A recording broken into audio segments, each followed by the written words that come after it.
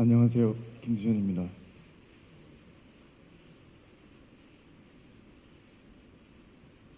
먼저 죄송합니다. 저 한 사람 때문에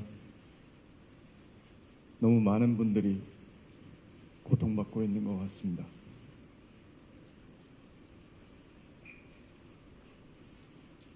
그리고 고인도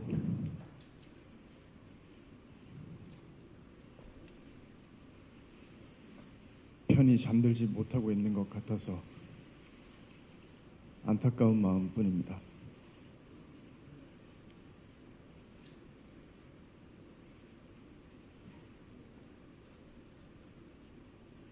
저는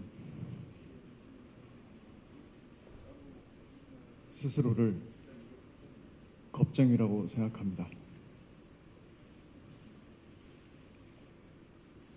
저는 언제나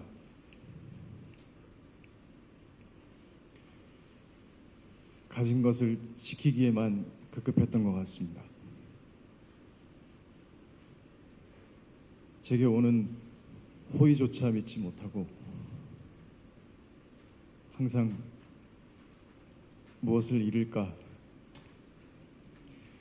피해를 볼까 무서워하고 도망치고 부정하기 바빴습니다. 그래서 이 자리에 서기까지 긴 시간이 걸렸습니다.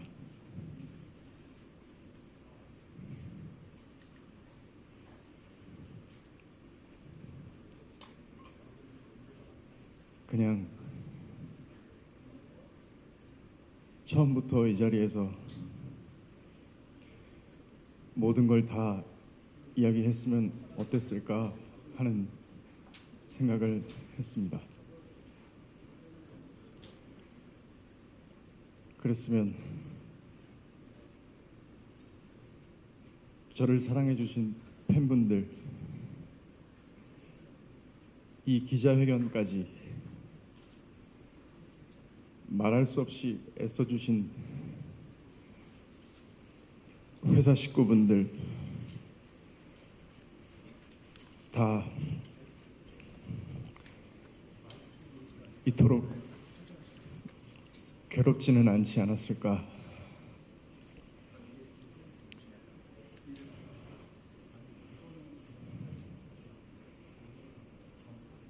저와 고인의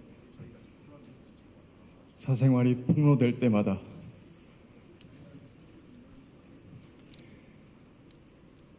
내일은 그냥 다 이야기하자,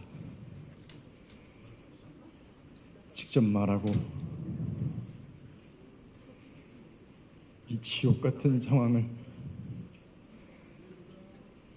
끝내자는 생각을 계속 했었습니다.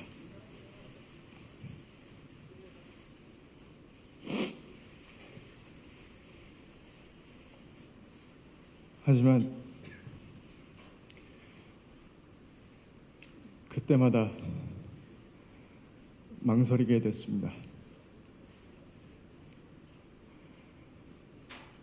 내 결정이 주변에 어떤 영향을 미칠까? 혹시 나와 모두를 잘못되게 만드는 건 아닐까?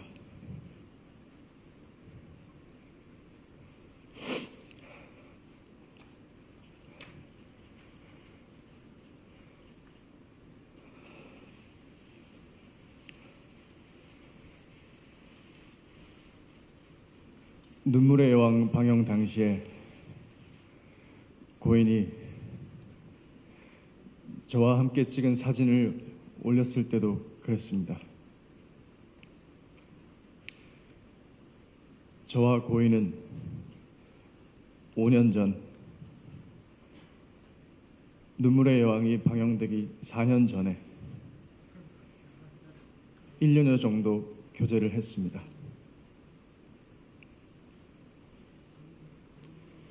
하지만 그때 저는 교제 사실을 부인했습니다.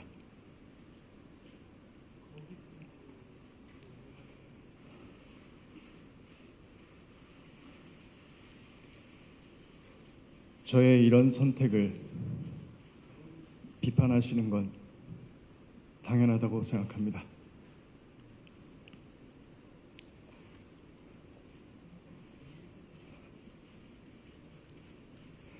지금 저와 고인 사이의 일들에 대해 제가 말하는 것들을 믿지 못하겠다고 하셔도 이해가 됩니다. 그렇지만 제가 이 자리에서 이렇게 말씀드릴 수 있는 기회는 단 한 번뿐이니까 한 번만 제 얘기를 들어주시면 정말 감사하겠습니다.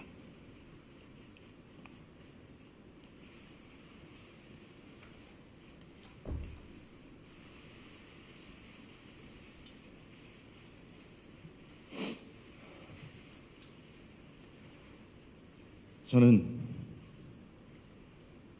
배우가 되고 분에 넘치는 사랑을 받았습니다. 원래 저는 가진 게 많지 않은 사람이었는데 지킬 것이 너무 많은 사람이 되어 있었습니다.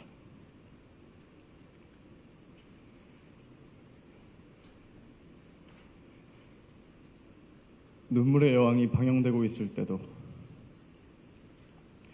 주연 배우로서 지켜야 할 것들이 참 많았습니다.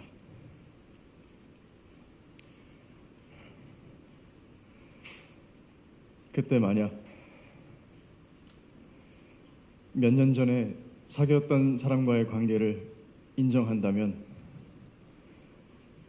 무슨 일이 벌어질까?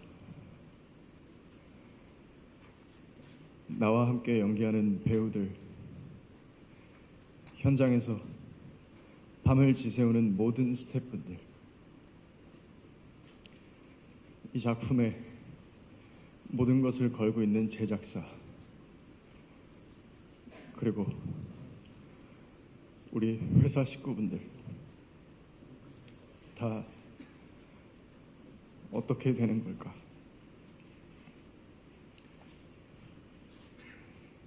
이렇게 인간 김수현과 스타 김수현의 선택이 엇갈릴 때마다 저는 늘 스타 김수현으로서의 선택을 해왔던 것 같습니다.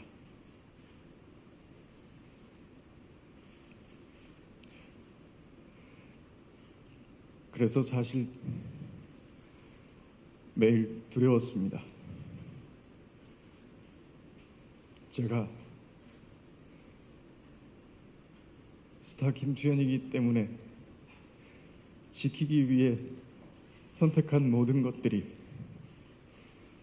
나에게 도구로 돌아오면 어떡할까? 모든 것이 두려웠습니다.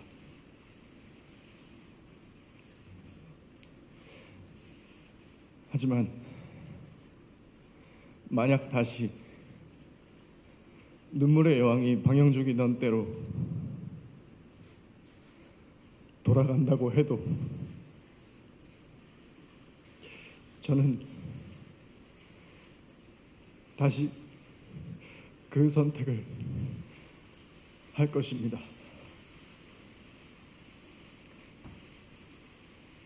할 수밖에 없습니다.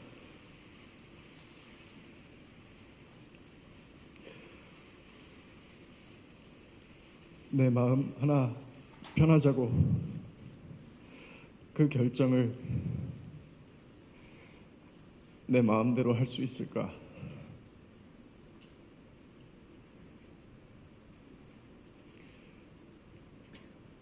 아무리 생각해봐도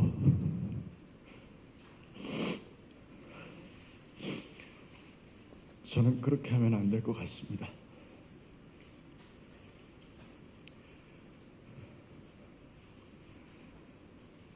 그게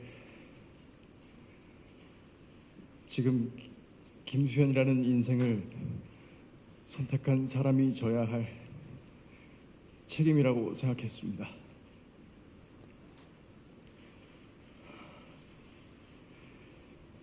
이런 선택을 비겁하다거나 이기적이라고 비판하신다면 얼마든지 받겠습니다. 그리고 저를 아껴주신 모든 분들에게도 사과드립니다.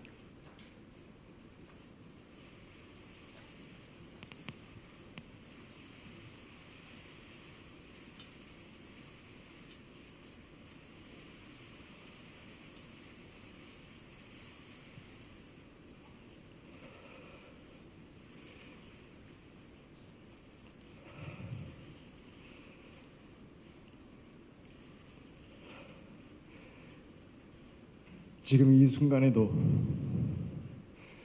걱정이 많습니다. 그리고 불안합니다.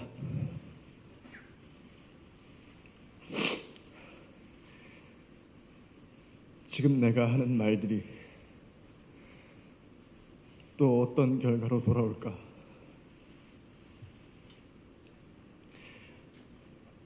하지만 제가 그런 사람이기 때문에 결국은 말을 해야 한다고 생각했습니다.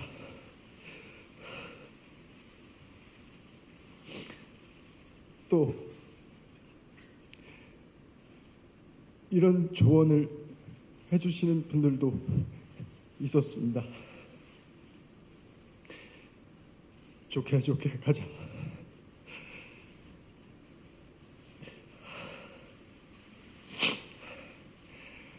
리스크 관리하려면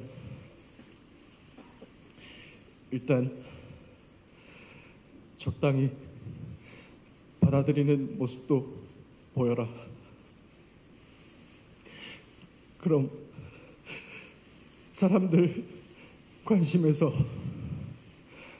멀어질 거고 나중에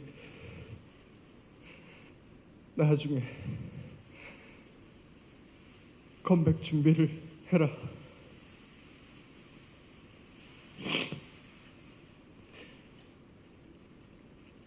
그 말을 들었다면 저와 고인의 사생활이 이렇게까지 폭로되는 일은 없었을 수도 있을 것 같습니다.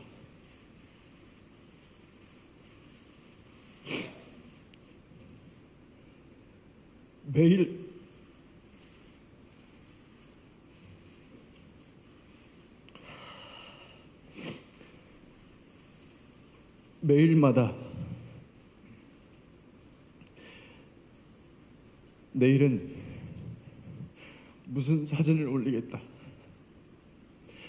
뭘 터뜨리겠다, 이런 협박을 받지 않아도 됐을 거고 제 사생활을 담은 사진이 유출돼서 모욕당하는 일도 없었을 겁니다.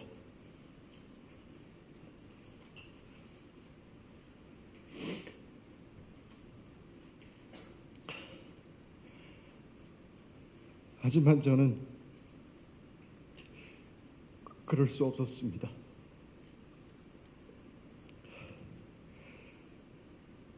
저를 협박하면서 거짓을 사실이라고 인정하라는 강요를 받아들일 수 없었습니다.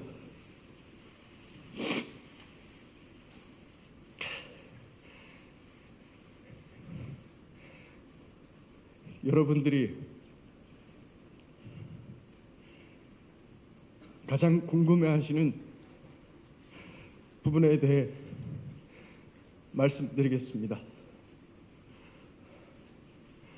저는 고인이 미성년자이던 시절 교제를 하지 않았습니다. 그리고 고인이 저의 외면으로 인해 또 저희 소속사가 고인의 채무를 압박했기 때문에 비극적인 선택을 했다는 것 또한 사실이 아닙니다.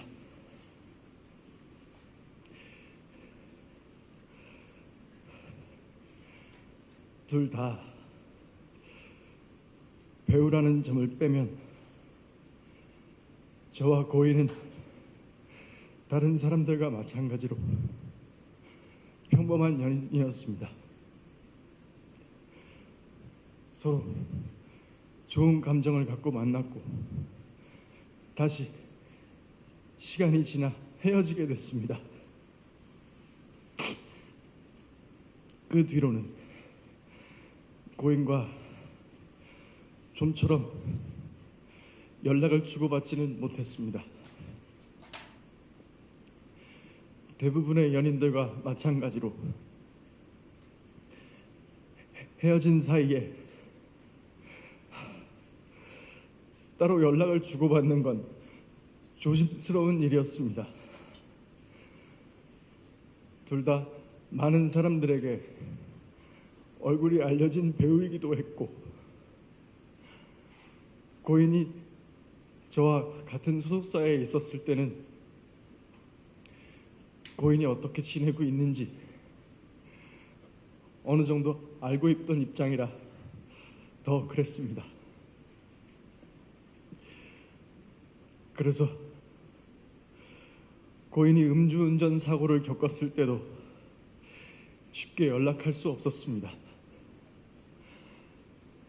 고인의 유족을 대변하는 유튜브 채널에서 고인의 마지막 소속사 대표가 음주운전 사건 당시 고인이 저 때문에 힘들어했다는 이야기를 하는 것을 들었습니다.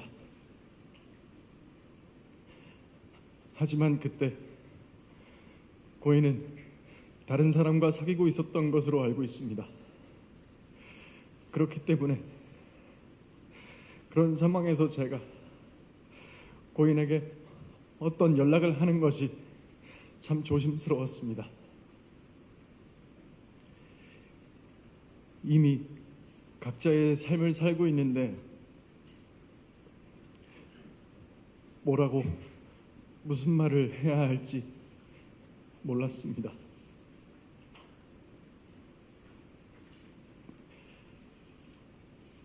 제 말이 변명으로 들리실 수도 있습니다.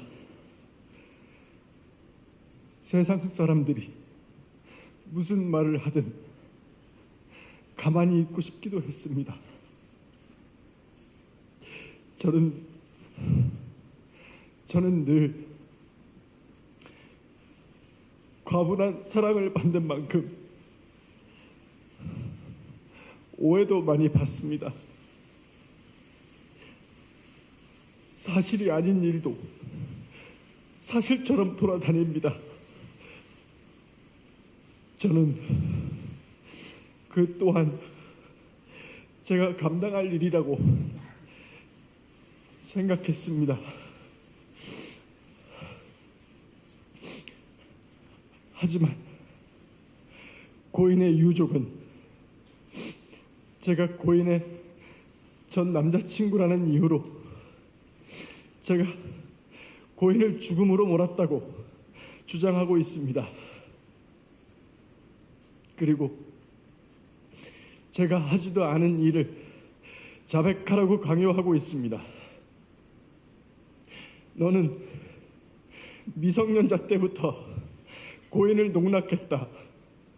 너는 돈으로 고인을 압박해서 죽게 했다. 그러니까 너는 살인자다.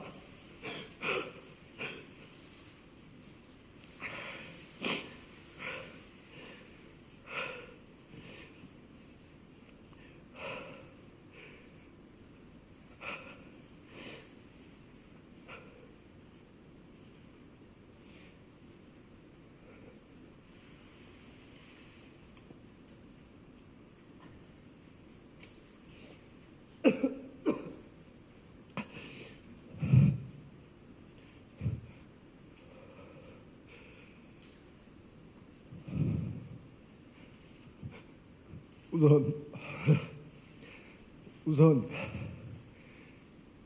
이 음성을 한번 들어주시기 바랍니다. 유족이 저와 고인의 관계를 폭로한 이후에 유족의 입장을 전달하는 유튜브 채널에서는 고인의 마지막 소속사 대표의 증언을 공개했습니다. 폭로가 되고 나서 새롭게 녹음한 통화로 이분은 저희 소속사가 고인과의 채무 관계에 대해 2차 내용 증명을 보내 고인에게 채무에 대해 압박한 것처럼 말했습니다. 하지만 1년 전 당시 제 소속사 대표와 통화에서는 전혀 다른 말을 하고 있습니다. 한번 들어봐 주시길 부탁드립니다. 네, 통화 잠시 괜찮으십니까? 네, 그럼요. 네. 저희 그 변호사님 측에서 말씀드린 거 내용 증명이 하나가 더 갈 거래요. 네네네. 근데 뭐 그거는 제가 보내드릴 건데 그냥 문자로. 네네. 네네. 그래서 뭐 놀라지 마시고 그냥 네. 행정 절차상 네네. 저희가 이제 보낼 수밖에 없는 거거든요. 제가 안 보내면은 제가 네. 배임이에요.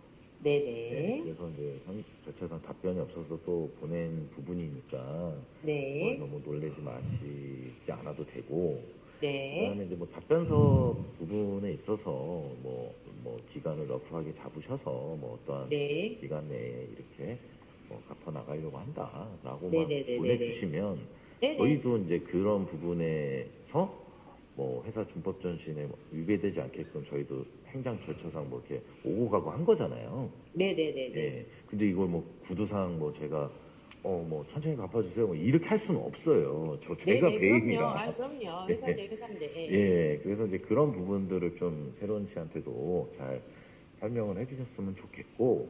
네.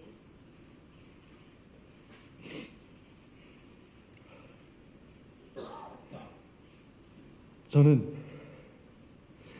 이번 논란으로 알게 된 내용이지만 2차 내용 증명에 대한 진실은 이렇습니다.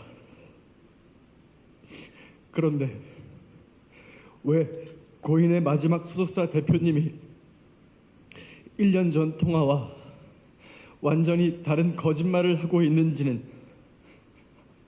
알 수 없습니다. 제가 잘못한 일은 얼마든지 인정하겠습니다. 책임져야 할 일이 있다면 책임지는 게 당연하다고 생각합니다. 하지만 하지 않은 일을 했다고 할 수는 없습니다. 유족이 주장하는 음성 증언들은 사건이 폭로된 뒤에 새롭게 녹음한 것들입니다.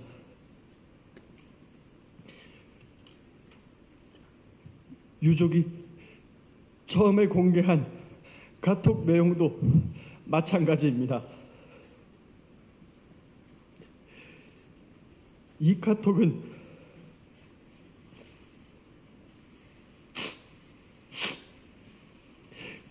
고인이 있었다고 하기에는 틀린 사실들이 너무나 많습니다. 2016년 사진이라는 것도 2019년 사진이었습니다. 또 고인이라면 저와 고인의 나이 차이를 틀릴 수 없습니다. 또 4년간 몸담았던 소속사 이름과 계약 기간을 다 틀릴 수도 없습니다. 그리고 고인은 저희 회사에서 소속 배우로만 활동했습니다. 신인 캐스팅이나 비주얼 디렉팅을 한 사실이 없습니다.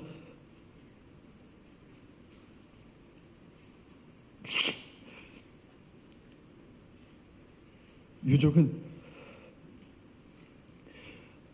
얼마 전 기자회견을 통해 저와 고인이 나눴다는 카톡 대화도 공개했습니다. 그리고 그 유튜브 채널에서는 2016년에 있는 카톡에 있는 발언들을 증거로 저에게 소아성애자, 미성년자 그루밍 이 같은 프레임을 씌우고 있습니다. 그러나 2016년 카톡과 2018년 카톡에서 고인과 대화하고 있는 인물들은 서로 다른 사람입니다. 저는 이 사실을 증명하고자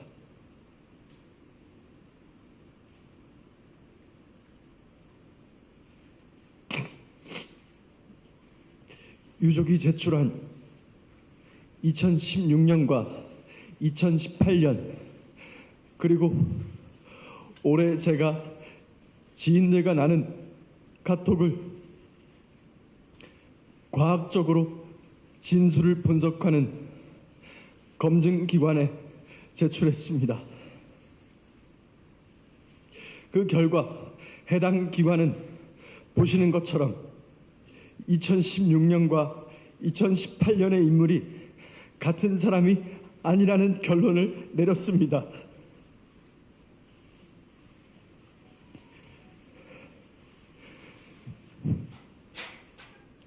유족들의 폭로가 시작된 뒤로 가장 괴로운 점도 이것이었습니다. 저와 소속사가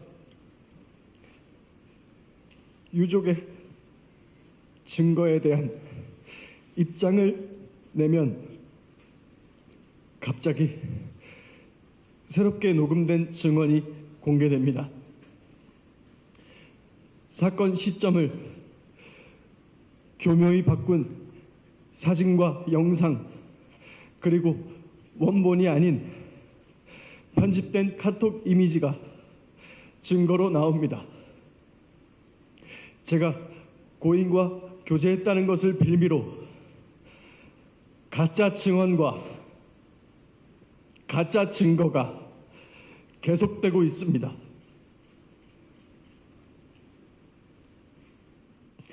제가 한 선택에 대한 비판은 무엇이든 받겠습니다. 하지만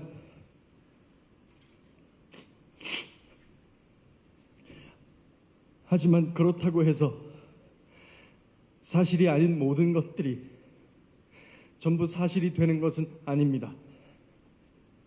제가 카톡에 대해 검증 절차를 밟은 것처럼 유족 측이 증거로 내세우는 모든 것들에 대해 수사기관을 통하여 철저히 검증할 수 있는 절차를 밟겠습니다.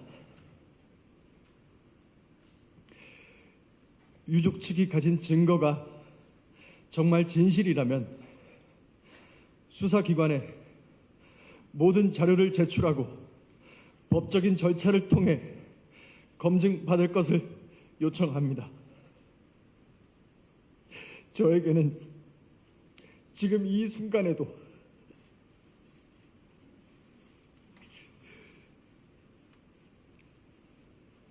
저만 바라보고 있는 제가 책임져야 할 사람들도 있습니다. 저는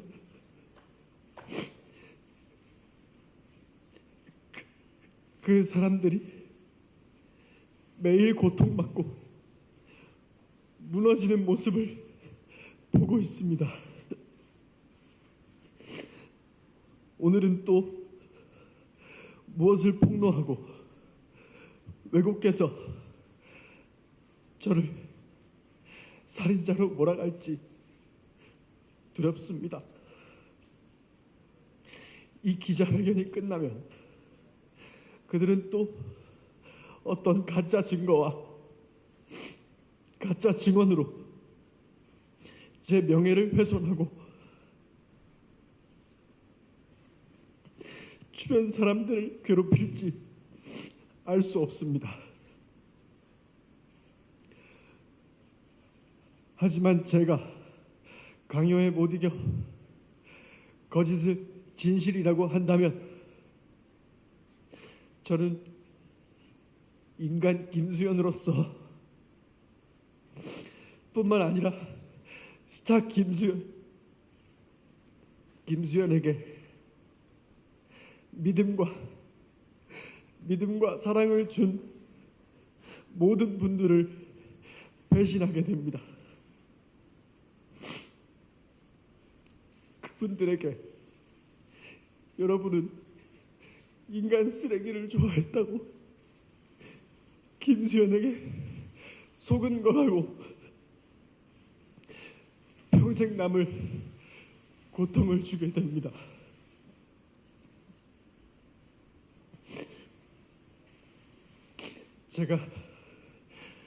제가 아무리 연예인으로서 가면을 쓰고 사는 김수현일지라도 그것만은 할 수 없습니다.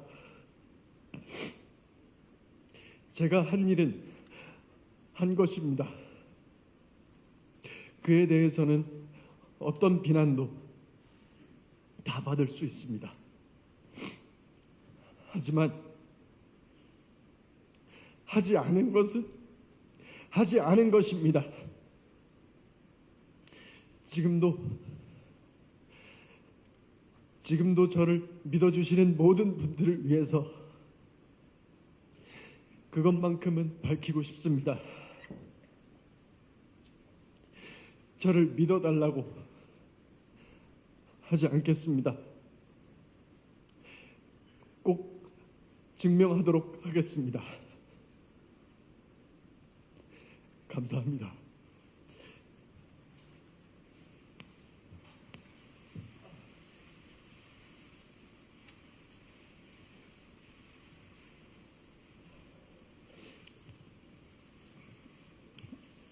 네, 이어서 저는 김수현 배우와 소속사 골드메달리스트의 법률 대리인입니다.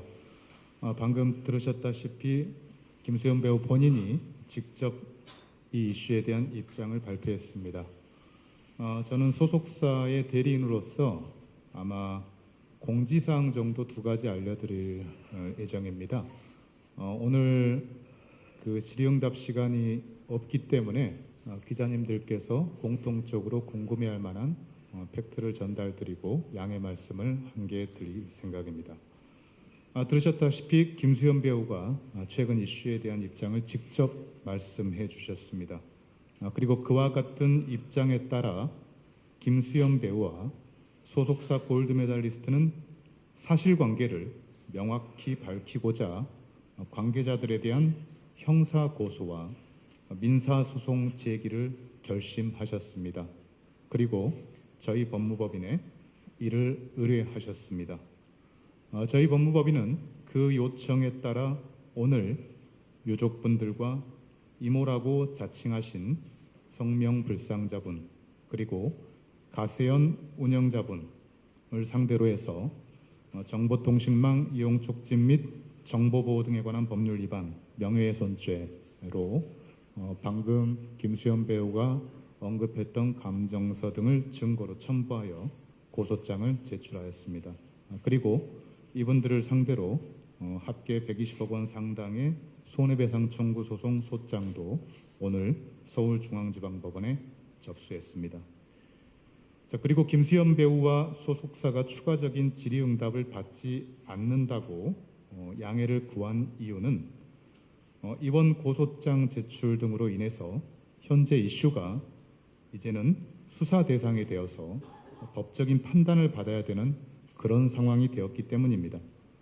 김수현 배우와 소속사의 대리인으로서 이분들을 대신해서 너그럽게 기자님들께 양해해 주시길 부탁드린다라는 말씀을 전달드립니다. 이상 마치겠습니다. 네, 이것으로 김수현 씨 기자회견을 마치겠습니다. 참석해 주신 기자님들께 다시 한번 감사드립니다.